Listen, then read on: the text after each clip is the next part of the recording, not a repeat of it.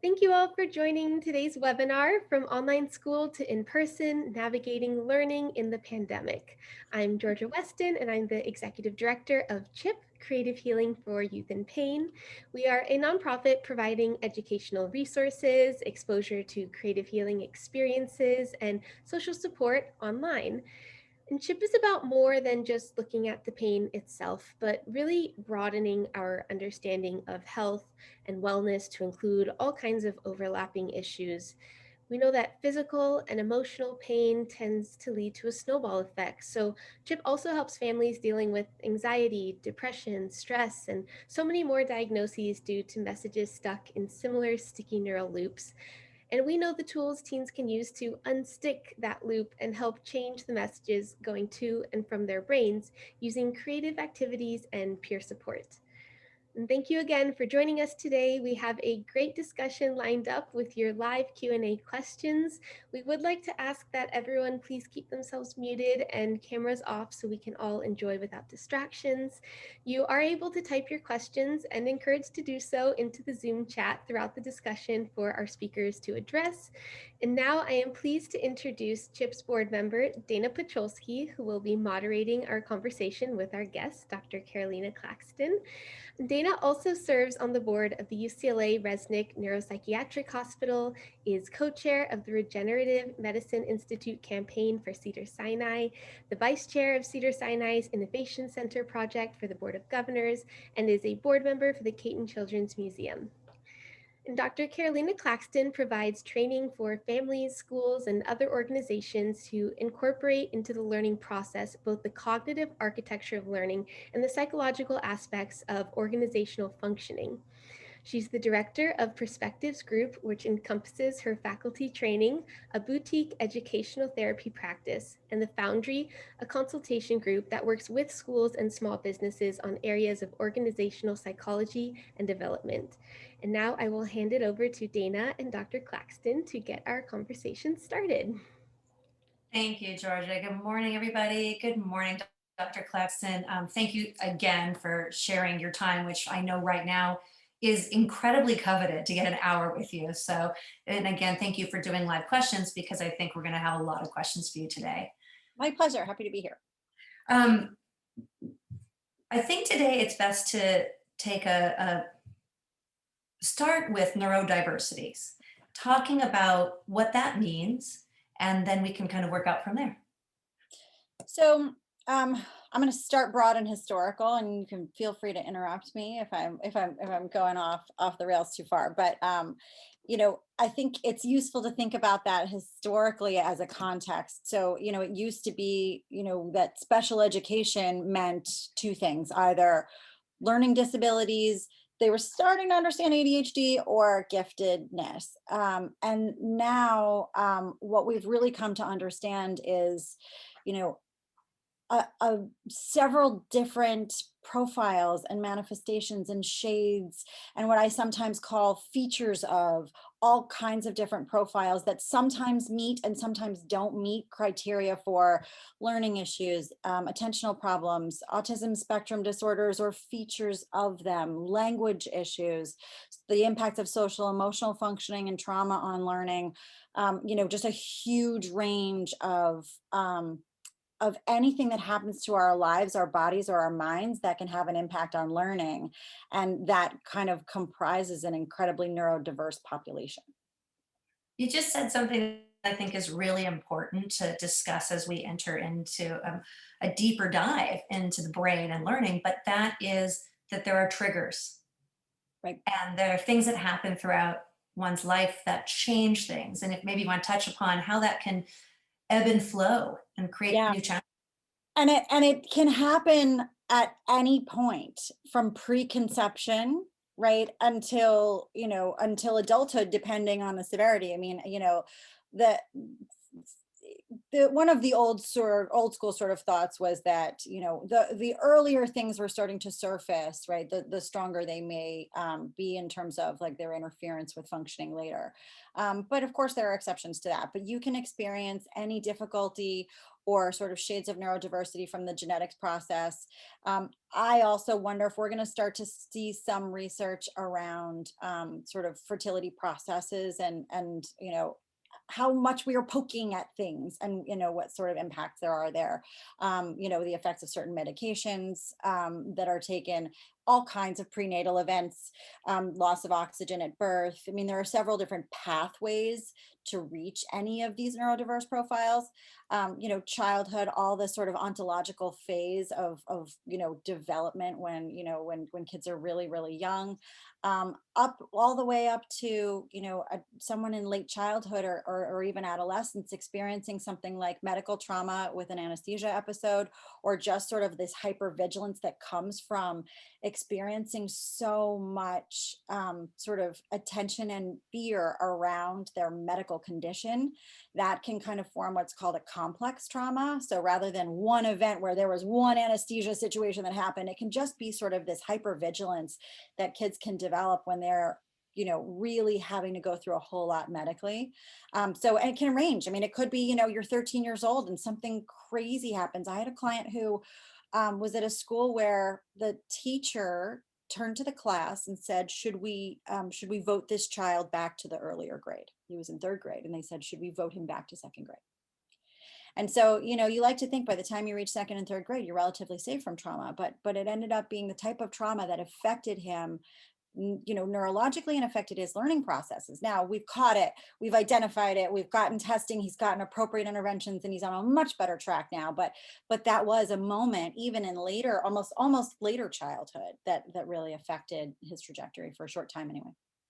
Well, and I think it's important for parents to appreciate that things can happen along the way that are unexpected, and they can be rerouted back to a more normal pre-event, pre-triggered phase.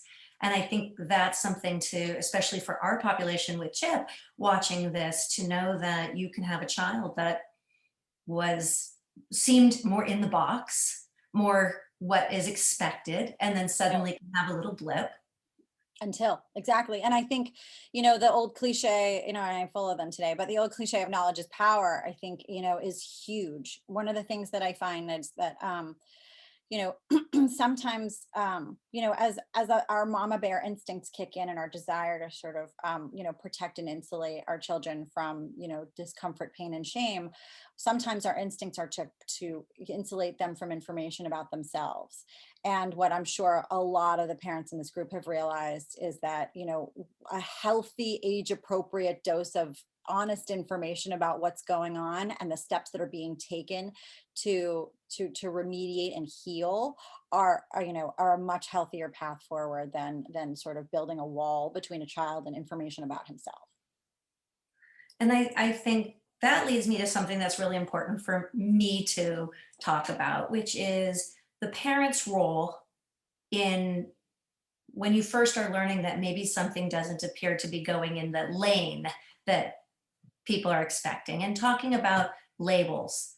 And so starting with what are the warning signs or things that a parent should look for, and reminding everybody that they don't always have to be a bad thing. I mean, I'm a parent of a child who appeared to be one way and is a completely different way. So you and I have talked about this, about labels being a little bit of a sticky situation. Labels are really sticky, and what you're talking about now is this early identification process, which is incredibly fraught, because there's a there's kind of this trade-off in the community and in the sort of medical and clinical communities between early intervention and the value of early intervention, and the fear of labels, right? And that's sometimes a trade-off, right? So for example, kids kids with mild to moderate autism, even if they're showing a lot of signs early on, people are often really reluctant to make that diagnosis until much later. And it often doesn't serve a child, because they could have really gotten some early intervention when they were younger, and it's the same type of intervention that a 12-year-old is going to be really resistant to, right? So as far as signs, I mean, I think obviously, if kids are really outside of windows of developmental, of meeting developmental markers. And then I would also say that it's about patterns, right? I mean, I think as parents, we're tempted to look at one thing and go, right? And so I think if you look at a pattern that says, okay, she's got difficulty with, with several areas, right? Like with social functioning, with sleep, with regulate, emotional regulation, with sensory integration, with language development, right? When you're seeing that, across several areas, I would also say very gently, I think pediatricians are really good people who are really oriented toward comforting parents and being an ally for a family. And sometimes it's actually your specialists who are more aggressive about intervention. So if you do have if you are wondering about something and the pediatrician is telling you, yeah, it's okay. Oh, it's fourth child syndrome, or he'll grow out of it, right? A lot of the things that pediatricians often say. And if you have your mama bear instincts or papa bear instincts that are sort of tugging at you, pop into an OT, a really high quality OT, or like an occupational therapist or speech and language therapist or an educational therapist, someone who specializes in something a little bit more narrow, because those guys tend to look at things at a finer grain level. And I'm not sure everybody knows, and I don't know the population of who has joined us today. So, in the interest of covering everything, Yeah. I know that I was a parent who didn't understand the word occupational therapy and what that means. And, if you had a child who didn't, it was totally fine, could go outside and the sun didn't bother them and the noise didn't bother them. And then one day starts to be a little more sensitive to those things. Maybe you could touch upon what those warning signs are. Yeah, and a long time. I mean, I always say that for a lot of these jobs, it's like producer in LA, right? Like the word producer in LA could mean everything from, you are an associate producer and you are doing, putting together the book and talking to all the guests and running and taking care of all of the paperwork. Or it could mean the guy, you handed somebody a couple $1,000,000 and you got the producer credit and did literally no work, or anything in between, right? So it's the same thing for a lot of these positions. So, and there are occupational therapists, there are occupational therapists, and there are occupational therapists. I used to believe a long, long, long time ago, before I was in this field, oh, they just taught you how to use scissors. Well, it's way, way, way more than that. So it's, the field itself encompasses, and it's not just for children, it's for older adults as well, or even, other adults who are in need, but it's everything that has to do with, sensory motor integration. So some of them will specialize in gross motor, right? Which is those OT gyms where you see kids kind of like, bumping around, big, like the big equipment. And then some of them, it's more fine motor, and that's really, you'll go to an OT if handwriting is funky, or if the pencil grip, it seems, is more of a fist when they're, a little bit later. Sometimes it's, for the ones who work with early childhood, they're really helping a child process sensory information, or even like the oral, some of them specialize in the sort of oral facial piece, because the way that the motor skills and the muscle development happen in the face are also interfaced with speech and language development. And so, they all kind of have their different specializations and concentrations, and even different degrees, right? Because they can be doctoral level or master's level. But I would say, as far as warning signs, again, it's a lot about, developmental markers. And so, if your child is really struggling with, with his or her gait, and and or falling a lot, or you're noticing like the torticollis, right? So that isn't resolving, right? Where there's, there seems to be like an asymmetry, or hypersensitivity to certain textures, like you said, light, where you feel like those things are not able to be resolved. So either sort of immediate resolution where they can't recover easily from that sensory piece, or long term where they're not growing out of that in a few weeks or a couple of months, where you're seeing these things persist or worsen, right? What do we always say? Like, you're looking at frequency, intensity, context, and an onset, right? So how often does it happen? How many different contexts does it happen? How easy is it to recover? And how intense does it happen? And how long in his life does it last? Well, I think as we sit here, and as parents sit here, we've had triggers right now that make our bodies get anxious. And if I link it back to what we do at Creative Healing for Youth in Pain, which is Chip, and who's hosting this discussion today, it all plays into the brain and the triggers into the brain and the overload into the system. And so what you're saying is so important for everybody to hear, that if you start to see some of these things, and it can happen at any age. I know plenty of moms, and myself included, that during the pandemic had different level of excitatory response in my body, where a little thing would have bothered me not at all, and a little thing now might bother me like the world is ending. Well, And now, trauma is a classic trigger for sensory processing, right? So, and you're right. I mean, a lot of these things are very remediable, right? So, kids who are premature are at higher risk for having immature nervous systems. And so when you have an immature nervous system, you're more likely to just sort of have a hard time processing things. And OTs can weigh in on that. And a good OT is not, and I think one of the worries that parents have is, well, I'll take him to the OT. And of course they're going to say, guess he needs OT.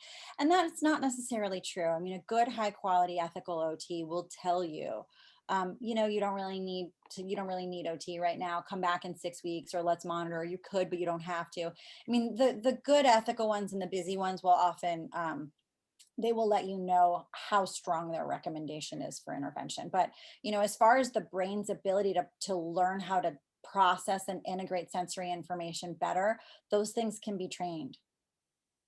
and I think that's the most important thing of this discussion today, is to help everybody understand that we can train the brain, and neuroplasticity is real. The brain can be rerouted, and we always like to say the sticky neural loop can be unstuck by expanding and getting new parts of the brain to be worked on. And that's been a huge, I mean, I just feel like a boon to neuroscience education, all clinical intervention fields in the last, I want to say, sort of 20-25 years, was this understanding of neuroplasticity. And the sort of basic translation of that is the brain learns to do what the brain does, right? And one of the seminal studies on this, and I won't go too far down this rabbit hole, but one of the seminal studies on this was on cab drivers in London. And so what they found, and if you've ever been to London, right, it's hardly a grid system. And so what they found is that cab drivers in London had incredibly robust neural connections in the right brain, which is the part of the brain that processes spatial information, right? This sort of, that navigation piece. And the right brain was way, way, way more developed than you otherwise would have predicted. And then what was even more interesting is that a lot of those cab drivers stopped driving cabs, and then those connections eroded, and then some of them started driving cabs again, and the connections built back up. And that was just a huge eye opener in our understanding of this neuroplasticity piece. And I think it's great for parents to know that what happens today doesn't mean for tomorrow.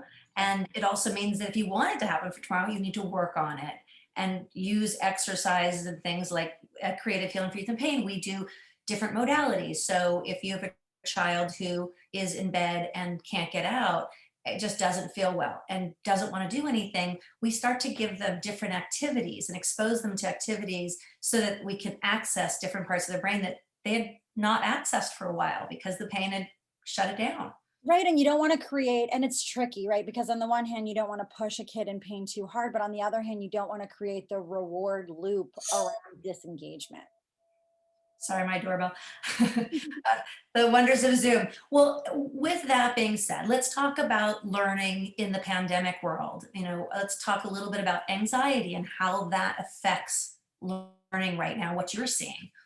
Yeah, and I think, what I'd like to do is talk about kind of where we are now in it. So my associate, Dr. Bennett, was a clinical psychologist before she was an ed therapist. And she shared with us recently an article called the third quarter effect.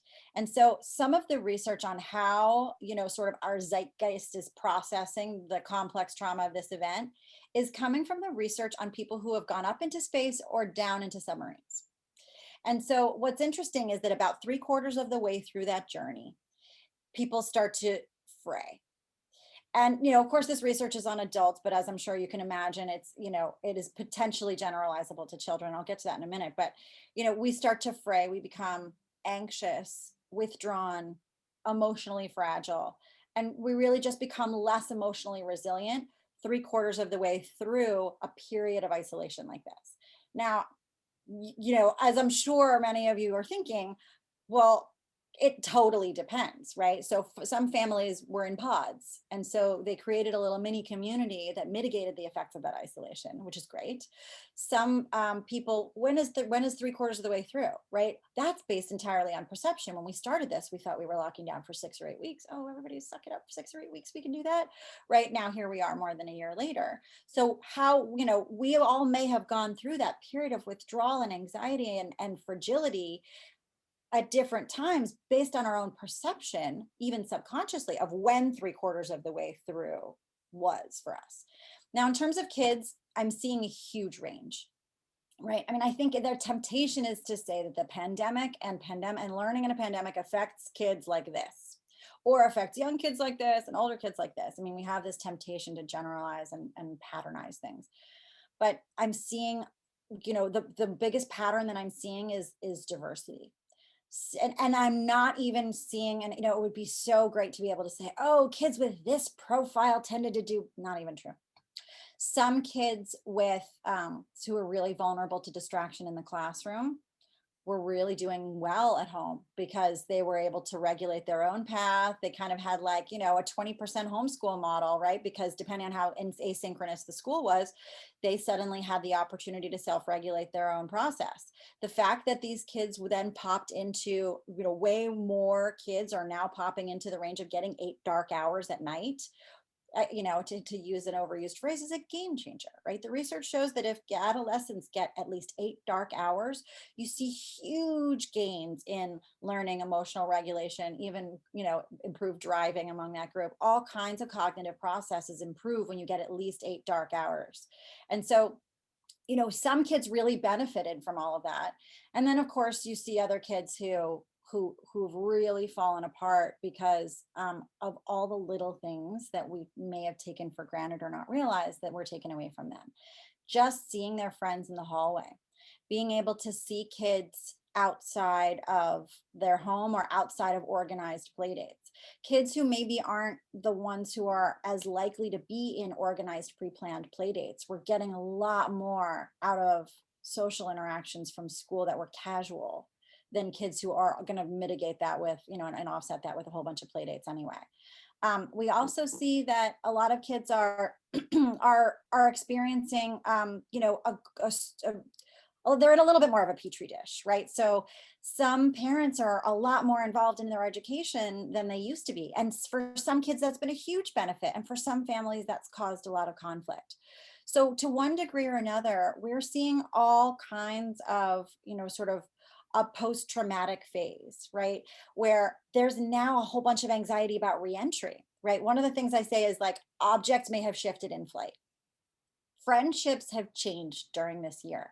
Everybody was outside of that building and now they're re-entering, and this happens to a degree every fall, but now they've been out for a year and a half, and it hasn't been like, oh, so and so went to summer camp and now we're back after a couple of months. It was a year plus of lots of families handling the pandemic differently. And I think, we've tended to then gravitate even more closely to people who handle the pandemic in similar ways to us, which may or may not line up with how we feel politically. So I think people have then ended up spending more time with people who are more similar to us. So one of the things we might start to see is, various forms of post-traumatic stress disorder, various forms of anxiety about reentry, a lot of fatigue, emotional and physical, about now having to sit up because now teachers are expecting upright sitting and focusing and eyeballs again. Whereas before you could kind of get away with slumping in your chair or being in your bed or on your floor. And then we're also seeing less sleep. And, the fact that it took me an hour to get here this morning tells us that, traffic is back to full LA mode. And so kids are losing a little bit of that time in transitions as well. However, I just will end this little piece on a positive note. And that is one thing that I think was really kind of a detriment to kids' information processing and productivity during the pandemic was the fact that we did not have drives to mark our time. Time became what I called liquid. Right. And so you just sort of like floated from one activity to another. And it was really easy to just sort of push one activity right up to the next. And so we didn't really mentally prepare from one activity to the other, or really allow our minds to engage in a transitional phase between school and sports, or between a therapy appointment and dinner, or between a social appointment and, a friend date. I mean, all these things, now that we're driving, it's a bummer, but at the same time, it's a really important, opportunity for the mind to kind of reset and prepare for the next activity. What would you recommend for parents to do to help them prepare in that way? I mean, I think, really starting to prompt them and say, a big picture conversation is what's changing for you now. And by the way, this is really only like a 6 week phase, because then we're looking at summer again. And then we'll be looking at it again in the fall. But I think, so hey, we're in this home stretch, this weird home stretch, really sitting and having a conversation that says, what do you need? And again, this is another needle to thread, because I recommend not necessarily surveying for pain. In the same way that I was recommending not surveying for Zoom pain before, don't survey for reentry pain, but just say, what do you need, right? What's going to be different in your life, and what do you need? Do we need to get up a little earlier? Do we need to pack the backpack the night before? And try to get your kids to generate it so that it's not coming from on high. Because during this time, a lot of kids have really developed some strong habits of independence. So really checking in with your kids and saying, what have you learned about yourself, or what habits have you developed, or what new strategies have you tried over the last year that have worked for you? And are those things that you now have to put down because now we're going to reentry, or can you adapt them? Or can you even continue to use them to help you succeed during this transition? And then I would also say on a micro level, really just adding time, right?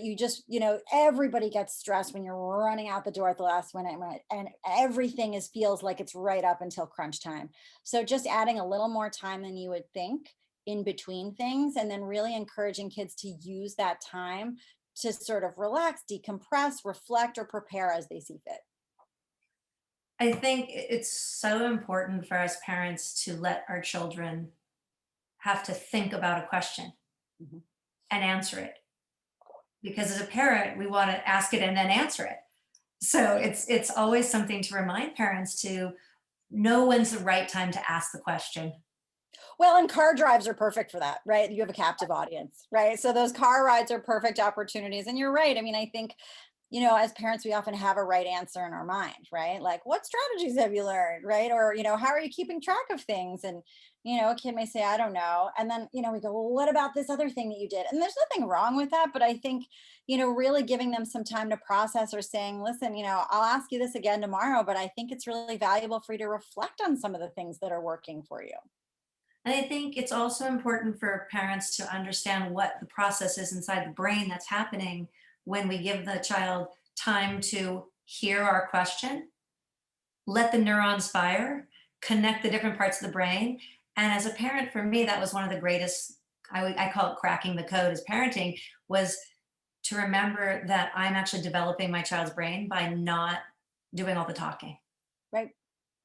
And it's, again, I mean, all of parenting is threading needles, right? So one of the other sort of needles to thread is modeling is really useful, right? Because we don't want kids to think that all you do is ask them questions and demand things of them, right? But I think modeling your own struggle is okay to do. And, you can even offer a choice. And of course, all of this is super age dependent. But I think if you've got a child who's somewhere between, fourth grade and adult, you can say something along the lines of, I've had to figure a lot of things out too. Is it useful for you to hear about, one or two, right? If you don't want to say some, because then they're going to think you're going to, run on and on. But I think if you say, is it useful for you to hear about one or two of the things I've done that have helped me during all this remote learning? And they can say, no, thanks. And I think that for parents to really know that their kids may not want to talk about it right then, and that's also a sign of knowing what we need to be looking out for, right? Not wanting to talk is a good sign that something else might be going on. Also maybe a sign of hormones that they just don't want to talk. But navigating all the different signs, and I think that it's important for us to continue to talk about what the signs are for right now for parents with learning, and as our kids are evolving from online learning to in-person learning, what's happening in their brain, how can we best parent to their brain? And if there's any suggestions you have with that, how can we be better parents as we're educated, so that we can kind of lead them, because we've been taught different things to look out for. So better parenting in terms of, you know, like the pandemic, or in terms of just supporting good learning, or? Supporting good learning. I think that right now, right, well, let's go back. Before the pandemic, right, this conversation would have been about what are the different signs that you're seeing with your child learning? What would Right, be the warning signs? right, Now I want to talk about what we would have seen and what we might now see right. and how we can help them transition. Right. And a lot of, a lot of what we see in my office is, a lot of our process, recently has been teasing out what is garden variety, age appropriate stuff, what is pandemic related, and what is neuroatypical. And so, we're never going to come to an exact answer on that, but I think engaging in that discourse is a really important part of a conversation among, families and professionals. I would say one of the most important pieces of supporting kids these days, especially, has been the team piece. And I know the clinicians in your group are a big proponent of this as well. But you know, having everything from just casual conversations between clinicians all the way up to having some formal documents that are look like behavior support plans that two clinicians collaborated on, is really worthwhile. I mean, having them spend that extra time, on the back end really helps later on. I guess at the front end, it really helps on the back end, because then your interventions are really reinforcing one another, right? So when you've got a child who is, who's dealing with anxiety, who's dealing with a learning issue, right? And you've got somebody at the school who is an ally, and then you have one or two professionals, and then you have the parent, really having all three of those people on the same page. And then the other piece of advice I would have is the three bucket strategy, which is decide on things that you expect your kid to be able to do independently. And that can be anything from make your bed to do your math homework. It really depends on the individual child. Things that you're expecting the kid to be working on now, right? We don't expect you to be able to do these independently, but this is the work that we're engaging in now. And then kind of the bucket that says, we're not expecting this yet. You're not there yet. And so we're going to give you a little extra support. And maybe that's a math tutor, and maybe that's a cleaning lady, and maybe that's mom still handling this and that, and maybe that's just letting go that she won't eat mushy foods. But I think really sort of working with a child to come up with those three buckets is a useful sort of frame, because it can mitigate parent anxiety for all the things not going right at the same time. And I think dissecting like that is so important for a parent, that everything doesn't have to be always, that things are constantly shifting. Yeah. And what are you seeing in your practice, and what would your recommendations be with the kids that seemingly were fine at school, came home, and now the anxiety piece has been elevated, and it's hard for us to understand what our kids are doing in the Zoom world. Yeah. We're really locked out of that closed room. So you mean the ones who experienced anxiety from the Zoom learning piece? I think for with academics. Yeah.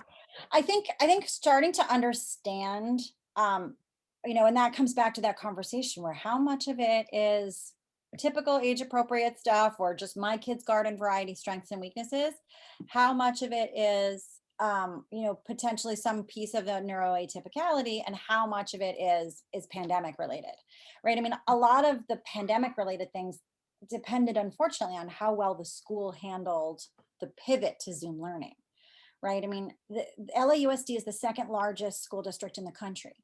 So taking a monolith of an organization like that and asking it to pivot toward Zoom learning was really challenging. And some teachers and some administrators and some schools handled it better than others. But there were I observed some really beautiful online learning. And then I've also heard from parents like, this is a wasted year. We're seeing a lot of families really considering having a child repeat a year. And I think if a family is considering doing that, this is a great year to do that. Even if the school is encouraging you not to, it still may be worth considering if you're really worried about gaps. I think also in terms of developing and supporting, over the summer, one of the things that I have always marveled at about LA kids is they are willing to work over the summer. Right. I mean, I come from the East Coast where it's sort of like work hard in the school year, play hard in the summer. But I find that LA kids really are willing to engage in, an improvement over the summer, which is really important to prevent that summer slide. But even more this year to sort of backfill a little bit that was missed during the school year. And so looking at programs, looking at camps, looking at interventions, looking at something like educational therapy. I mean, one of the things we do in our office is that we'll get some families who will come in and say, we're a little worried based on what's happened over the year. And we can sort of take a look at things and say, it's not that bad, go to camp. Or we can say, yeah, there's some work to be done, go to camp and then we can work this out. Or we can say, okay, you need a pretty intense intervention.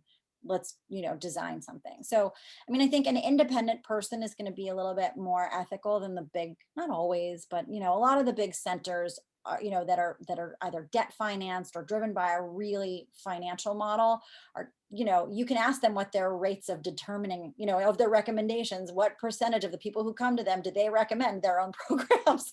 But I think, go to somebody who's got a reputation for being ethical and can give you it, and then ask the question, how strong is your recommendation? What do you think would happen if we did nothing this year? Versus doing that, doing an intervention. And then the other piece I would add is, some families come to us and say, please give us homework in between sessions. And we can absolutely do that. We don't tend to, because most kids and families are resistant to it. So it's not our go-to. But I think to really get the most out of an intervention and also to mitigate costs, being able to have an intervention once or twice a week, and then really structure and incentivize some time with your child to do some practice at home and reward it in between sessions is a great way to make up that time over the summer. I think in talking about getting extra help, so many people are reluctant to get extra help. And I think if we talk about it in terms of if we're learning the way we learn, right? We always migrate back to what's natural for us. And we think about the brain and how we all want to just kind of get in the lane in the brain, right? We get in these sticky neural loops where we want to do what's comfortable. Sometimes adding in an outside person just helps uncrack the lane, lets us shift lanes into a new lane, opens up the brain. And one little shift we've noticed can really lead to so many more shifts down the road. So not to be afraid to get outside help, even for a minute. And to speak neurologically about that, I mean, we tend to like to do the things that we're good at, right? So getting an intervention feels uncomfortable at first. And I think really working with your child to sort of tolerate that discomfort too. And that it's, using all kind of fitness analogies as well, right? Like, when you lift weights, it hurts a little, right? That, but it's a good hurt, right? And, I think, what we often say is we're not doing our jobs if we make it really easy. So if we allow the brain to sort of just go down that forest path that's already been dug, we're not really, what are we doing for our money, right? Like it's, what I mean? Where the path has already been cut in the forest. But I think cutting a new path in the forest has such beautiful long-term benefits, but can have a level of discomfort at the beginning. And I think, recognizing the long-term benefits of that's important. But I also think sometimes, thinking neurologically in terms of the connections between people, certain parts of the brain really light up when people contact each other in person and connect with one another that are very different from what I call the bing bong attention that we get from interacting with a computer program or a game. And so really making sure that kids have opportunities to, and that gets back to your question too about really giving a kid a long time to answer a question, right? Is, that time to reflect, it's called the default mode in the brain, and giving the brain that time to reflect on big open-ended questions, work within their own zone of difficulty, not have the pressure of deadlines of school, and be able to kind of like connect with another person in the process lights up all kinds of beautiful parts of the brain. And that's the goal, is to connect as many parts of the brain as possible, because that will heal pain from anxiety. It will help us. The brain's so powerful. It creates its own medicine by releasing all the endorphins and the hormones and everything else that it so powerfully can do. And so often we forget that some of our own healing starts with our own ability to recognize we have to do something different, get out of bed a different way, try something. Yeah. And build different connections, right? I mean, I think, anxiety, I often say that, we see a lot of girls with high verbal skills and anxiety because that, is a self-perpetuating cycle, because there's a voice, the internal monologue becomes the megaphone of anxiety. And so really being able to take somebody like that and build that right brain, right? And that doesn't have to be at therapy. That can be sports, that can be art, that can be athletics classes, but really the right brain development would be really great for someone like that to kind of, quote unquote, get out of their head. and just doing something different. I mean, Dr. Zeltzer's always talking about how the smart brain pain syndrome has the overactive neurons firing. And so it gets a deeper groove in that part of the brain, and you get this sticky neural loop. So you see that in the outliers theory, right? You see it in everything. And so her whole theory is, and we've seen it work for kids that just didn't think they could get out of bed, didn't think they wanted to go on living. They've started new interactions, started something new, and they resented it at first. They fought it. But once they did one thing, it was one step further from the same sticky neural loop that was what they were most comfortable in. And I would say, to that point, saying we are committing to 4 sessions or 6 sessions of this. You're doing this for 4 to 6 sessions, right? And you can even sort of, for a kid who's resistant, you can even say, this doesn't have to be this person, but it's going to be somebody. And it doesn't have to be forever, but it's going to be this period of time. And then we'll reevaluate. And that way they understand that, mom and dad are not putting me through some process that's going to sort of torture me for, endlessly with no end, right? It's just sort of that, but that this is something that I'm being expected to commit to for at least a certain period of time, and then I'm allowed to reevaluate. And at that point, they usually start to say, okay, I get that this is valuable, this isn't as painful, and I'm getting something out of it.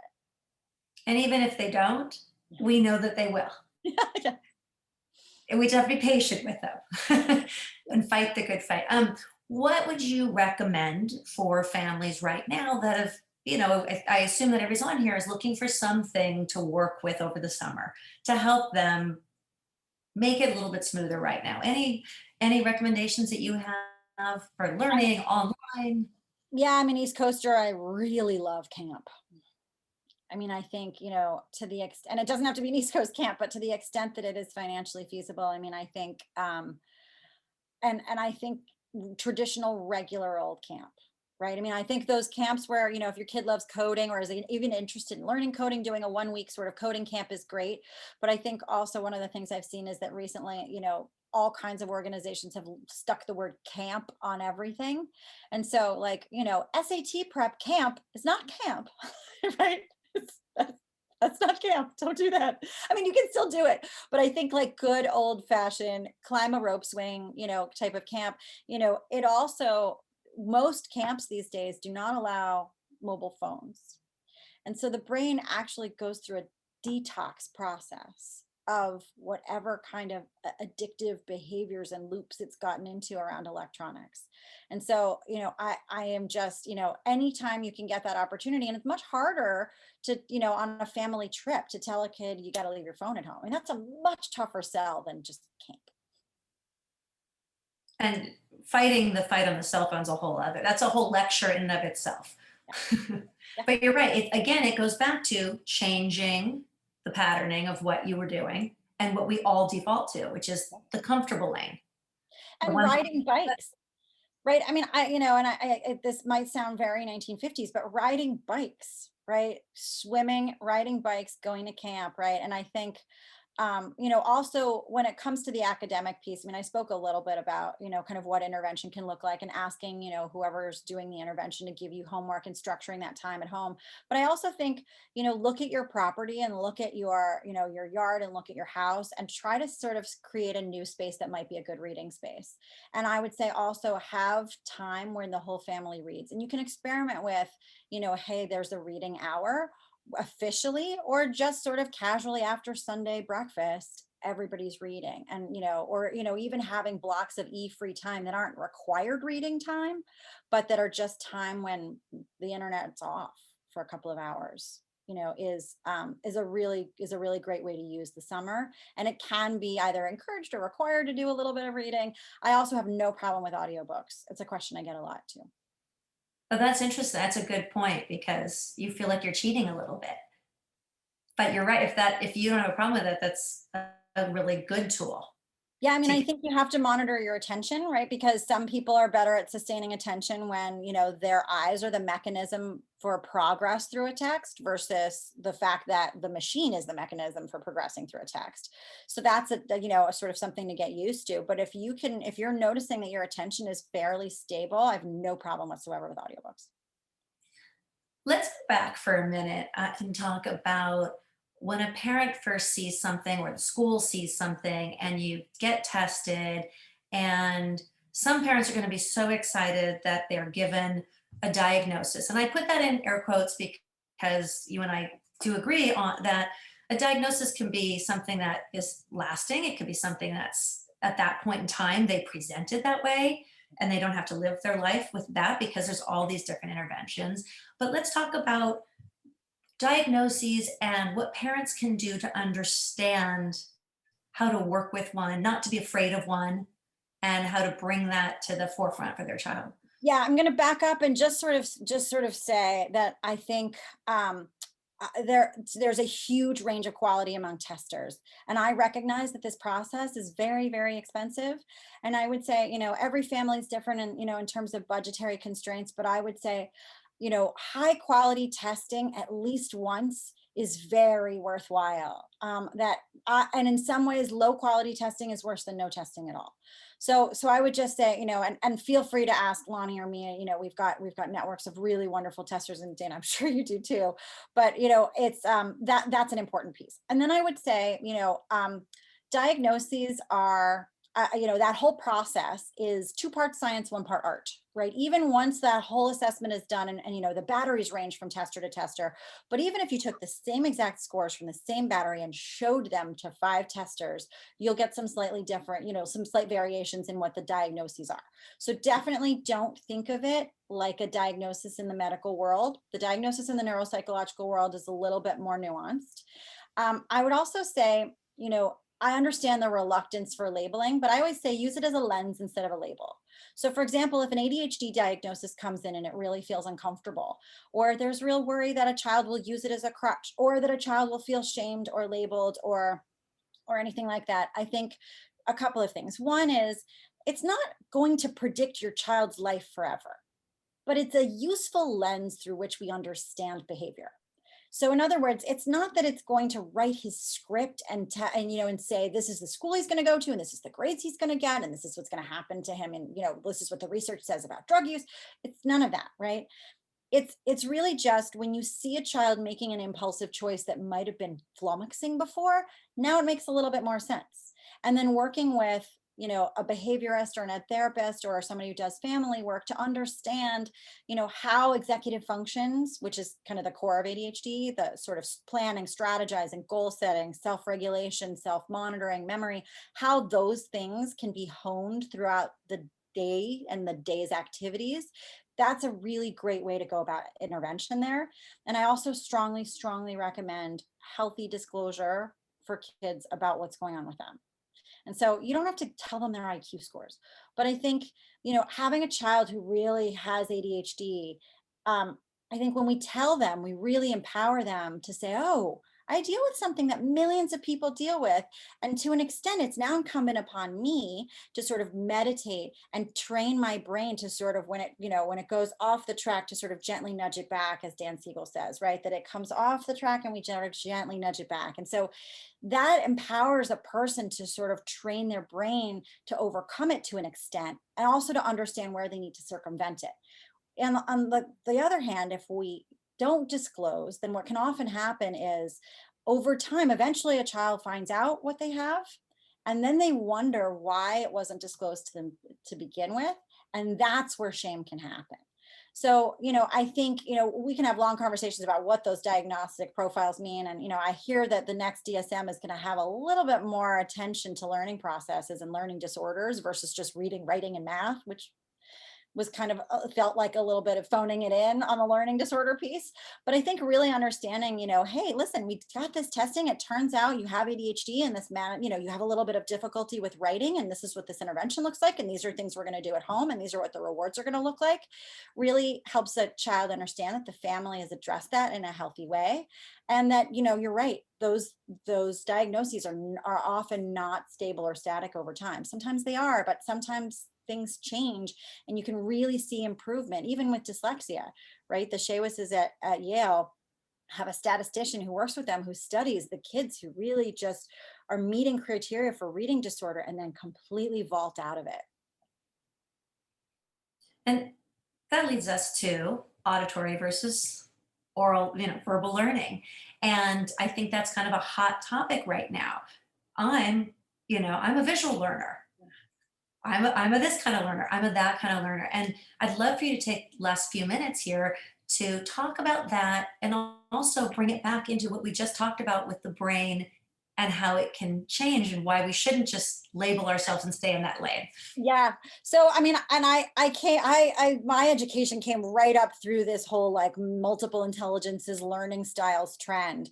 And then when I went to do my doctoral work at USC, there was just a cynical outrage because apparently a whole lot of research has completely debunked the idea of learning styles.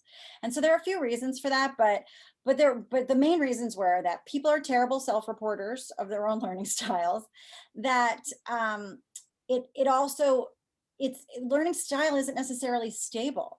So there are strengths and weaknesses in a learning profile. So for example, if you got tested and found out that your spatial reasoning skills were really high and your language were weak, then presenting something to you in a graphic format or as a study strategy for an individual to do sort of a meaning making strategy that feels like, that is a visual representation of a scientific process is great.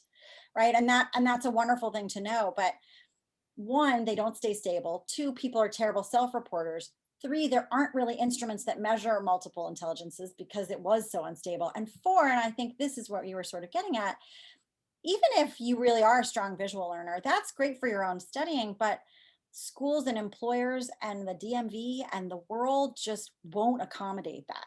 And so, one of the things that I often see very well-meaning parents do is they get the testing and say to a child, oh, it just turns out you learn differently.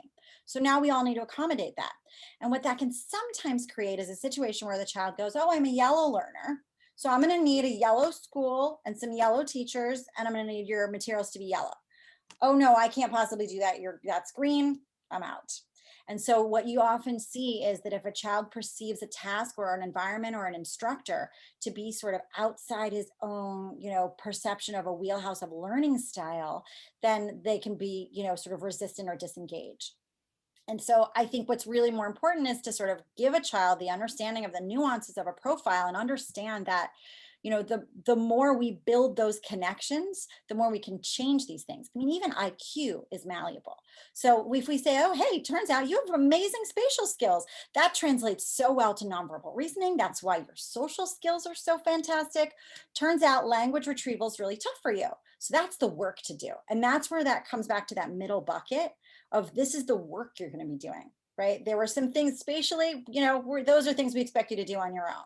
But the things we're expecting you to engage in right now are building these connections in the left brain that are going to help you for a lifetime of language-based tasks. And so I think, really empowering a child with the understanding that engaging in the tough process of flexing the muscles in the areas that are not developed is sort of the long-term work that we all share. And good for all of us as parents and individuals. Yeah. Well, that was the perfect way to wrap this up. I thank you again, Dr. Claxton, for your incredible knowledge and sharing your time and knowledge with all of us. And thank you, everybody who joined us today. And Georgia, back to you. Yes, I definitely echo that. Thank you to Dr. Claxton and to Dana for that incredibly informative discussion. And thank you all for joining us today and for sharing your questions. This concludes our From Online School to In-Person Navigating Learning in the Pandemic webinar. We will be sending out the recording over email in the next week or so, so keep an eye out in your inbox for that. And please feel free to contact us with any questions. You can follow CHYP on social media for updates. We have a Facebook, Twitter, Instagram, and YouTube channel. And you can check out our website by visiting mychip.org. We hope you have a great day. And again, thank you so much, Dr. Claxton and Dana, for taking the time to speak with us today. It's a pleasure. Thank you both. Thank you.